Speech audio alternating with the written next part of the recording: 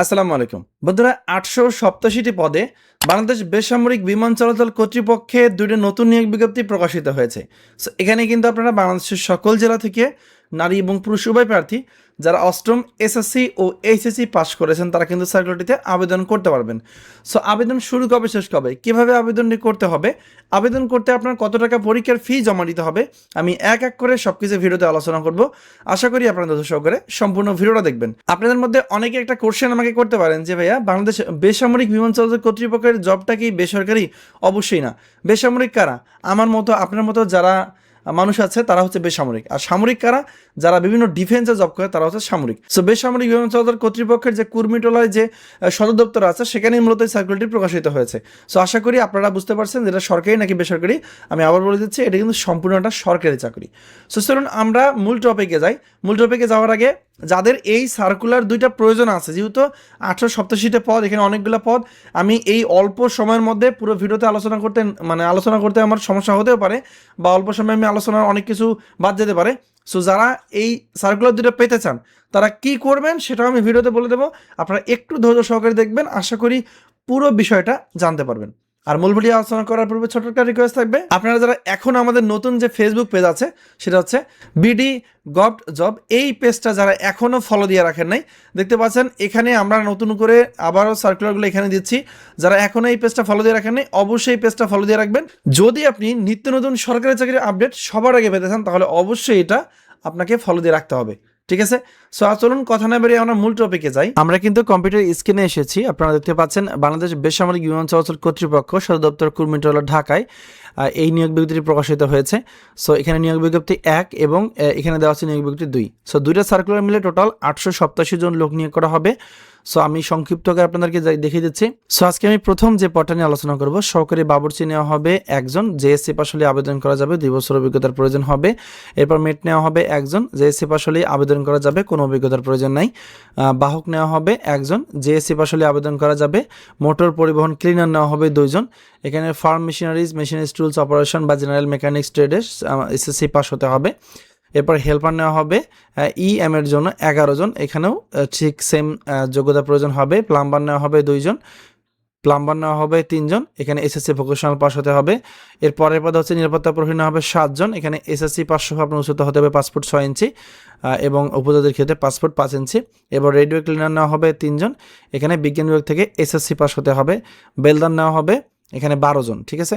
এখানে JSC pass হলে আবেদন করা যাবে। অফিস সহায়ক নেওয়া হবে 65 জন, এখানে এসএসসি পরীক্ষায় উত্তীর্ণ হলে আবেদন করা যাবে, কোনো অভিজ্ঞতার প্রয়োজন নাই। এবার পরিচ্ছন্ন কর্মী নেওয়া হবে 27 জন, জেএসসি পাস হলে আবেদন করা যাবে।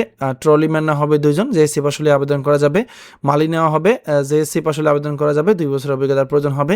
সো এখানে আমি যতটা দেখতে পেয়েছি ম্যাক্সিমাম পোস্ট কিন্তু অষ্টম শ্রেণী পাস বা জেএসসি পাস, ঠিক আছে? সো যাদের যোগ্যতা মিলবে তারা অবশ্যই আবেদন করবেন, কারণ এটা সম্পূর্ণ সরকারি চাকরি।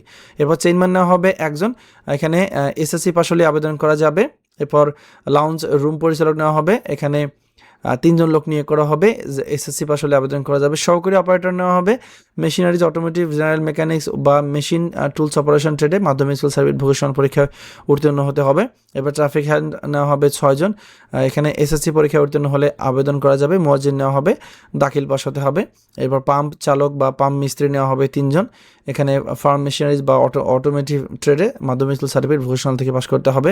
এবার সহকারী রাজমিস্ত্রি নেওয়া হবে একজন, এখানে বিল্ডিং মেইনটেনেন্স সিভিল কনস্ট্রাকশন বা প্লাম্বিং এর পাইপ ফিটিংয়ে 2 বছরের মেয়াদি এসএসসি ভোকেশনাল থেকে পাস করতে হবে, ঠিক আছে? সার্ভেয়ার নেওয়া হবে 2 জন, এগুলো আপনারা দেখবেন ম্যাক্সিমামগুলো হচ্ছে এসএসসি পরীক্ষায় উত্তীর্ণ।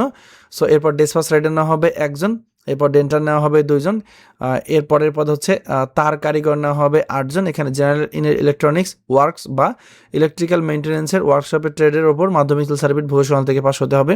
প্লাম্বার নেওয়া হবে একজন, প্লাম্বিং বা পাইপ ফিটিংয়ের ওপর আপনার ভোকেশনাল থেকে পড়াশোনা করতে হবে। জুনিয়র নিরাপত্তা অপারেটর নেওয়া হবে 2 জন, এখানে এইচএসসি পাস হতে হবে, 5 ফুট 6 ইঞ্চি লম্বা হতে হবে, বুকের মাপ হতে হবে, এখানে নির্ধারিতভাবে দেওয়া আছে, এগুলো দেখবেন, ঠিক আছে? এরপর সশস্ত্র নিরাপত্তা প্রহরী নেওয়া হবে 73 জন, এখানে এইচএসসি পরীক্ষা উত্তীর্ণ হতে হবে এবং পুরুষের ক্ষেত্রে কত যোগ্যতা এবং মহিলার ক্ষেত্রে কত যোগ্যতা এটা আপনারা দেখবেন। এরপর মাস্টার লস্কর নেওয়া হবে 2 জন, বিজ্ঞান বিভাগ থেকে আপনাকে পাস করতে হবে, মাধ্যমিক স্কুল সার্টিফিকেট বা সমানের পরীক্ষায় উত্তীর্ণ হতে হবে। এরপর বার্ড শুটার নেওয়া হবে 4 জন, এখানে মাধ্যমিক স্কুল সার্টিফিকেট বা এসএসসি পরীক্ষা উত্তীর্ণ হতে হবে। অটো ইলেকট্রিশিয়ান যানবাহন বিদ্যুৎ কারিগর নেওয়া হবে একজন, এখানে এইচএসসি ভোকেশনাল থেকে পাশ হতে হবে, ইঞ্জিন চালক না হবে 32 জন। এখানেও দেখতে পাচ্ছেন পারমিটধারী হতে হবে বিদ্যুৎ লাইসেন্সিং বোর্ড হতে, ঠিক আছে। এরপর কনভেয়ার বেল্ট অপারেটর না হবে 21 জন। সো এখানে এইচএসসি ভোকেশনাল থেকে পাশ হতে হবে। এরপর কাঠমিস্ত্রি না হবে 2 জন, এখানেও এইচএসসি ভোকেশনাল থেকে পাশ হতে হবে। ফিটার মেকানিক না হবে 1 জন, এখানে এইচএসসি ভোকেশনাল থেকে পাশ হতে হবে। এয়ারপোর্ট ফায়ার অপারেটর না হবে 54 জন, ঠিক আছে, যেটাকে আমরা ফায়ার ফাইটার বলি, একই পদ কিন্তু এটা। এখানে বিজ্ঞান বিভাগ থেকে এইচএসসি পাস হতে হবে। এরপর টেলিপ্রিন্টার মেকানিক নেওয়া হবে, এখানে 3 জন, এখানে বিজ্ঞান বিভাগ থেকে এইচএসসি পরীক্ষা উত্তীর্ণ হতে হবে।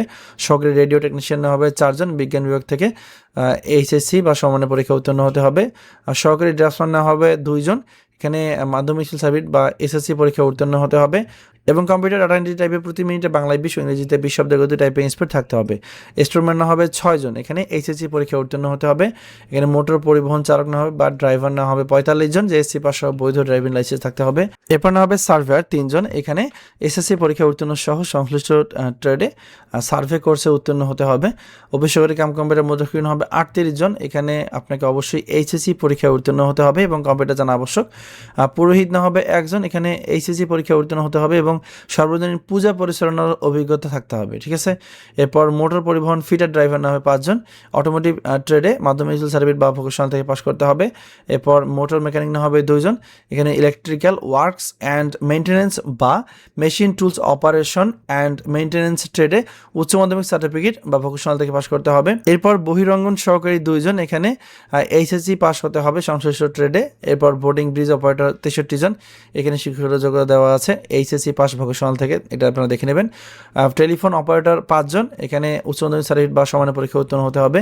এরপর ড্রাফটসম্যান নেওয়া হবে 2 জন, এখানে এইচএসসি পরীক্ষা উত্তীর্ণ সহ কোনো স্বীকৃত বোর্ড হতে সিভিল বা আর্কিটেকচার ড্রাফটিংয়ে সার্টিফিকেট প্রাপ্ত হতে হবে।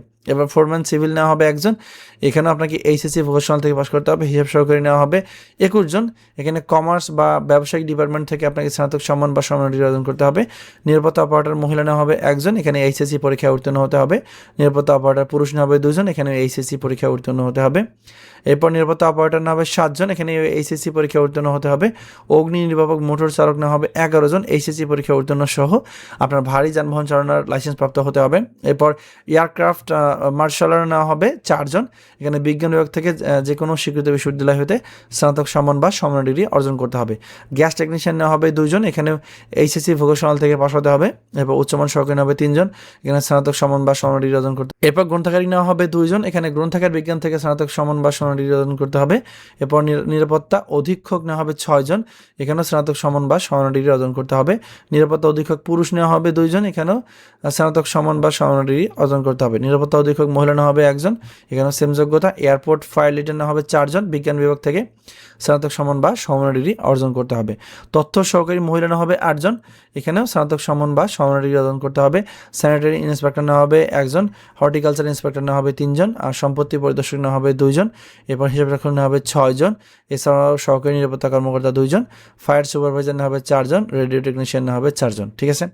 সো এটা হচ্ছে নিয়োগ বিজ্ঞপ্তি 2। সো এরকম আরও একটা সার্কুলার আছে, নিয়োগ বিজ্ঞপ্তি 1। সো অনেক বড় সার্কুলার, ঠিক আছে। প্রথমটাতে পেজ আছে 10টা এবং পরেরটাতে পেজ আছে 9টি। আমরা এখন এটা নিয়ে আলোচনা করব। তার আগে বলে দেবো, আপনি আসলে এই দুইটা সার্কুলার, যেহেতু প্রথম সার্কুলারটাতে পেজ আছে 10টার, পরের সার্কুলারটাতে পেজ আছে হলো 9টা। সো এই যে পুরো দুইটা সার্কুলার আপনি কীভাবে পাবেন আমি বলে দিচ্ছি। আমাদের যে ফেসবুক পেজ আছে, ঠিক আছে, আমাদের ফেসবুক পেজ হচ্ছে, দেখতেই পাচ্ছেন আপনারা, বিডি গভ জব, এই পেজে আসবেন, ঠিক আছে। এই পেজটা অবশ্যই ফলো দিয়ে রাখবেন। ফলো দেওয়ার পরে আমাদের এই পেজে কিন্তু আমি এই ভিডিওটা পোস্ট করব, ঠিক আছে। এই যে ভিডিওটা আমি দিব এখানে, এই ভিডিওর কমেন্টে জাস্ট আপনাকে কী লিখতে হবে আমি বলে দিচ্ছি। আপনারা জাস্ট লিখবেন CAAB স্পেস 2026। আমি আবারও বলে দিচ্ছি, CAAB 2026, মানে স্পেস অবশ্যই একটা দিবেন। দিয়ে লেখার সাথে সাথে কিন্তু আপনার মেসেঞ্জারে এই যে দুটো সার্কুলার আছে, সার্কুলার লিঙ্কটা আমি মেসেঞ্জারে পাঠিয়ে দেবো। আপনারা সেখানে ডাউনলোড করে আরও বিস্তারিত জেনে বুঝে শুনে কিন্তু আবেদন করবেন। আর আবেদনটি শুরু হবে এ মাসের 27 তারিখ থেকে, ঠিক আছে, যা কিনা চলবে আগামী মাসের, মানে আগস্ট মাসের 16 তারিখ পর্যন্ত। সো এই সময়ের মধ্যেই কিন্তু আপনাকে অনলাইনের মাধ্যমে আবেদন করতে হবে। আর আবেদন করতে হবে যে লিঙ্কটা আমি দেখিয়ে দিয়েছি, caab.telejob.com.bd, এই ওয়েবসাইটের মাধ্যমে আপনাকে আবেদনটি করতে হবে। আর আপনারা যে সার্কুলারটা যারা পাওয়ার জন্য CAAB স্পেস 2026 লিখবেন আমাদের ফেসবুক পেজে, তারা অবশ্যই শুধুমাত্র আমাদের যে ফেসবুক পেজ আছে, আমাদের ফেসবুক পেজ কিন্তু বর্তমানে এটা নতুন পেজ, আমরা নতুন করে খুলেছি।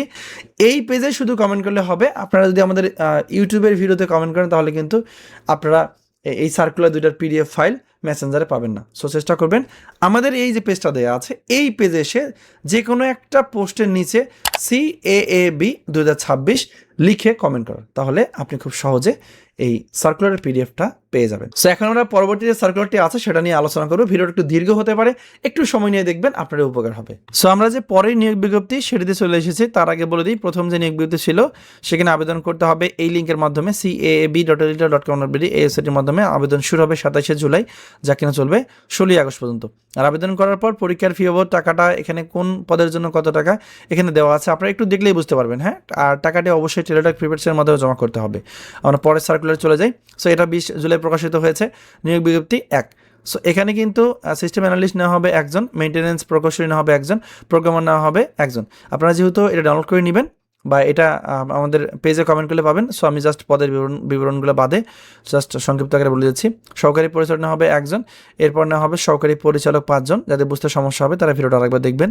সিনিয়র অফিসার নেওয়া হবে 10 জন, মেডিকেল অফিসার নেওয়া হবে 4 জন, প্রকিউরমেন্ট অফিসার নেওয়া হবে 4 জন, এরপর সহকারী মেইনটেনেন্স প্রকৌশলী নেওয়া হবে একজন, সহকারী প্রোগ্রামার নেওয়া হবে 2 জন, এরপর অ্যারোড্রাম কর্মকর্তা ATM নেওয়া হবে 25 জন, এরপর সিনিয়র কার্গোগ্রাফার নেওয়া হবে একজন, CNS প্রকৌশলী নেওয়া হবে 13 জন, এয়ার ট্রান্সপোর্ট অফিসার নেওয়া হবে 2 জন, এরপর ইন্সপেক্টর নেওয়া হবে একজন, ইন্সপেক্টর নেওয়া হবে অফিসের জন্য একজন, এরপর এয়ার অর্ডিন্যান্স ইন্সপেক্টর নেওয়া হবে 3 জন, এয়ার অর্ডিন্যান্স ইন্সপেক্টর এভিয়ানিক্স নেওয়া হবে একজন, ফ্লাইট অপারেশন ইন্সপেক্টর নেওয়া হবে 4 জন, এরপর অর্থনীতিবিদ নেওয়া হবে একজন, ফায়ার অফিসার নেওয়া হবে 2 জন, নিরাপত্তা কর্মকর্তা 2 জন, এছাড়াও হিসাবরক্ষক কর্মকর্তা 2 জন, নিরীক্ষা অফিসার নেওয়া হবে 2 জন, সহকারী প্রকৌশলী সিভিল নেওয়া হবে 5 জন, এরপর সহকারী প্রকৌশলী নেওয়া হবে 5 জন, ইন্সপেক্টর নেওয়া হবে একজন, এরপর ইন্সপেক্টর CNS নেওয়া হবে একজন, ইন্সপেক্টর FS&R নেওয়া হবে একজন, সহকারী ভান্ডার কর্মকর্তা একজন, অ্যারোড্রাম সহকারী 81 জন, ঠিক আছে, প্রযুক্তি সহকারী নেওয়া হবে 22 জন, এরপর ফিজিক্যাল ট্রেনার নেওয়া হবে একজন, সহকারী হিসাবরক্ষণ কর্মকর্তা নেওয়া হবে একজন, উপসহকারী প্রকৌশলী সিভিল নেওয়া হবে 13 জন, উপসহকারী প্রকৌশলী EM নেওয়া হবে 18 জন, কারখানা তত্ত্বাবধায়ক নেওয়া হবে 2 জন। সো এই দুইটা সার্কুলার মিলে সর্বমোট পদ সংখ্যা 887টি, ঠিক আছে। সো দুইটা সার্কুলারের ক্ষেত্রে আবেদনের সময় একই দেওয়া আছে, 27শে জুলাই থেকে 16ই আগস্ট পর্যন্ত। আর এখানে দেওয়া আছে কোন পদের জন্য কত টাকা আপনাকে টেলিটক সার্ভিস সহ জমা করতে হবে। তো বন্ধুরা, এই ছিল 887টি পদে বাংলাদেশ বেসামরিক বিমান চলাচল কর্তৃপক্ষে যে নতুন নিয়োগ বিজ্ঞপ্তি প্রকাশিত হয়েছে সেটি সম্বন্ধে আলোচনা করেছি। এরপরে যদি আপনাদের কারো কোনো প্রশ্ন থাকে তাহলে অবশ্যই কমেন্টে জানাবেন। আর হ্যাঁ, ভিডিও শেষে একটা রিকোয়েস্ট থাকবে, যারা আমাদের এই ইউটিউব চ্যানেলটা এখনও সাবস্ক্রাইব করে নেই অবশ্যই চ্যানেলটি সাবস্ক্রাইব করে রাখবেন। দেখা হবে পরবর্তী ভিডিওতে। আজকে ভিডিও এ পর্যন্তই। ভালো থাকবেন সবাই। আসসালামু আলাইকুম।